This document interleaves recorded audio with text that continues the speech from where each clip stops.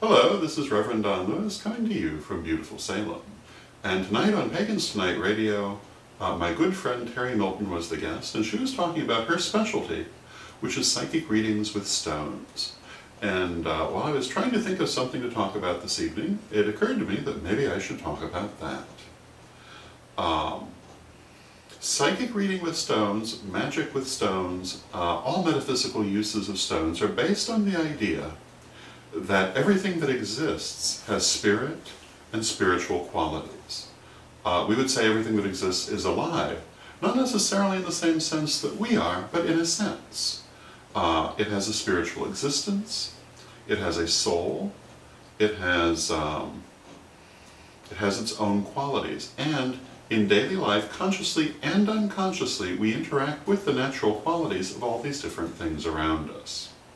And as with everything else in magic, when we do magic with it, we are learning to do consciously what we normally do unconsciously. In this case, to attune ourselves to the energies of natural and other objects. In the case of stones, each stone has its own qualities, and when I do my daily blog, which you may or may not be aware of, but every day I do a tarot blog, and I always talk about a stone for the day, because I'm a great believer in the use of stones. Carrying a certain stone with you brings that energy around you, which is natural to the stone, and therefore increases that energy in you. This is also why we use certain stones in certain spells, in the creation of magical tools, and in many other ways, for magical jewelry, or just for jewelry in general, and the fact that the jewelry not only is beautiful, but again it brings the energy of those stones to the person. Now this is of course not only true for stones, but for anything that exists. It will all have its own natural energies, which can be used to help you to attune yourself to the things that you want to draw. And this is the principle of sympathetic magic, that like attracts like.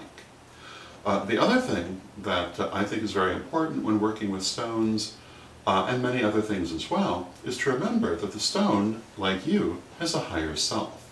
And if you invoke and work with that higher self, then you are in effect working with, well, we might say a higher octave of that stone. You are working with its truest, best self, as well as its physical self. And this can be very helpful in magic as well. So those are a few comments on working with stones and other objects, and I hope you find them interesting, and until next time, may you blessed be.